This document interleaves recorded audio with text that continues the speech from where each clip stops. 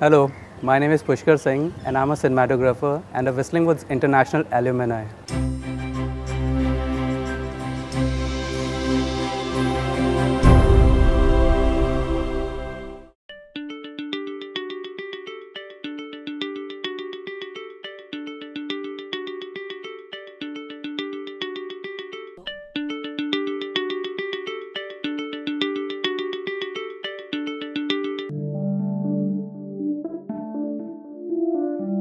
Whistling Woods has been really instrumental in me fulfilling my dream of becoming a cinematographer.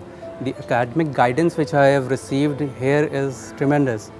If we talk in terms of script, that I have learned here is how to break down a script in terms of cinematography, in terms of direction, in terms of editing, short breakdown, how it is done, everything. And apart from that, our faculty at Whistling Woods was of immense help to us because whenever we had any problem, we can approach them at any point in time and we can ask them any questions regarding it. So they were like our guiding stars. And our other academic guidance that was really helpful was our diploma film. I would say that was one of the biggest help because our diplomas are like a very small feature film where everything happens just like real world. I mean, you have a director, you have a producer, you have a DOP, you have an editor. So you have to come together and work as a team. So that's exactly like the industry functions. So when I went out and I was assisting on a really big budget feature film, so everything was like, oh, it's exactly like our diploma because just the things were getting bigger, but the setup was almost same.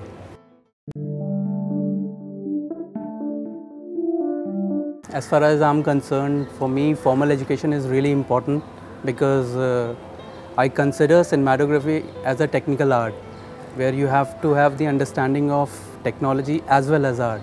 So you cannot get both of them if you're working just on the field because on field, I mean, you can learn technology that's there. I mean, people who have been working on field or on the job, I have seen that they have a very good knowledge of technology, but when it comes to art, the knowledge is very limited. So for me, I mean, it was really important that I come to an institute and learn the art part over here. The scope of work for a cinematographer outside in the industry is immense. I mean, you can work on a short film, you can work on TVCs, documentaries, feature films, and there's a very big market of regional films. I mean, you can get into Marathi, Gujarati, Telugu, Tamil, or anything. Every format has its own benefit as well as they have got their own drawbacks. When you're working on a regional film, the biggest problem that you might be facing is its budget.